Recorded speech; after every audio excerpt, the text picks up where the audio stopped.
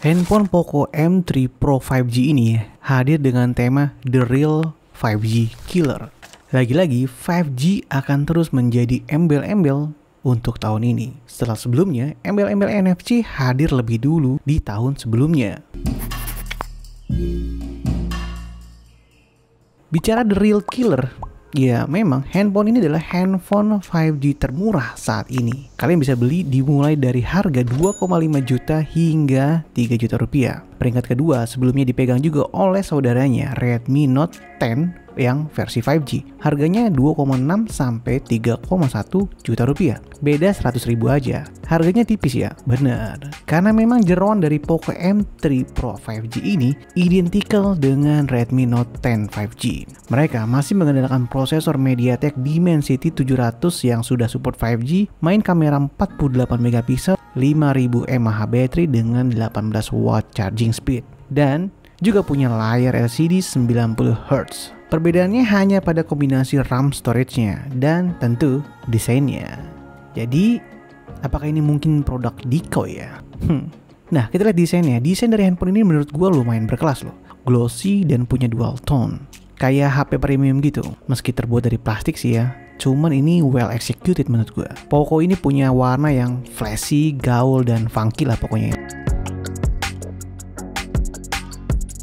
Kalau dibandingkan dengan Redmi Note 10 5G yang hadir dengan warna yang lebih kalem. Display dari handphone ini menurut gua biasa aja. Namun LCD dengan 90Hz ini menurut gua ya oke lah. Meski kurang terang menurut gua ya, dan detail warnanya tuh ya biasa aja.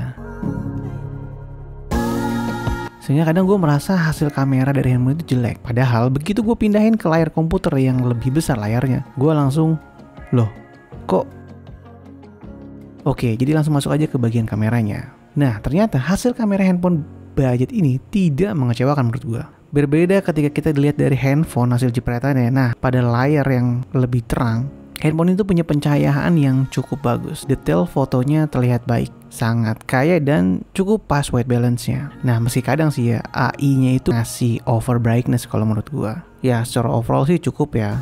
Nah, menariknya kalau kalian pakai full resolusinya yang 48 megapiksel, fotonya tuh akan lebih less processing ya.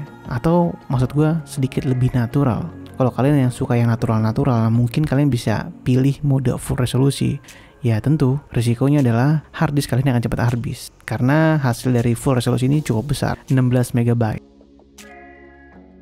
Kamera selfie-nya 8 megapiksel, bisa bikin hasil foto yang cukup baik pula. Meski kelihatan ada sedikit smoothness ya, namun exposure-nya cukup baik. Jika pakai mode portrait, nah wajah kalian tuh akan sedikit tercerahkan. Dan blur fokusnya juga lumayan bagus ya. Edge detection-nya mampu membedakan mana background dan mana foreground. Nah, kekurangannya akan terlihat jika kalian membelakangi matahari. Pada mode portrait, kalian akan terlihat sedikit kesulitan atau foto kalian tuh kesannya akan overexposure atau terbakar. Jadi lebih baik kalian pakai mode normal aja. Dan ini terlihat lebih baik. Nah, skin tone yang dihasilkan pada fotonya tuh terlihat lumayan akurat ya. Meski dalam kondisi low light masih cukup terkontrol. Kondisi malam hari memang sedikit terlihat ada noise, tapi kalau kalian mengaktifkan mode malam, nah ini sedikit membantu. Juga kalian bisa bantu dengan menggunakan flash ya.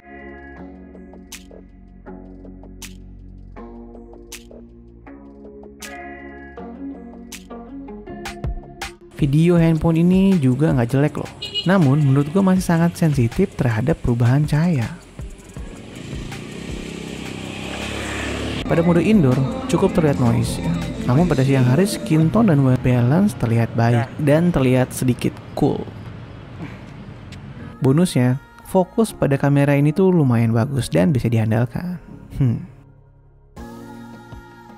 Nah, lalu bagaimana menggunakan mode makro yang paling murah pada handphone ini? Tentu mode makro ini adalah fixed focus dan hasil gambarnya ya tidak bisa diandalkan ya. Low resolusi, artinya seadanya aja. Menariknya, kita masih bisa menggunakan video dengan menggunakan mode makro. Buat kalian yang senang ngambil video-video makro, mungkin ini ya gitulah ya. Overall handphone ini tuh lumayan menarik ya.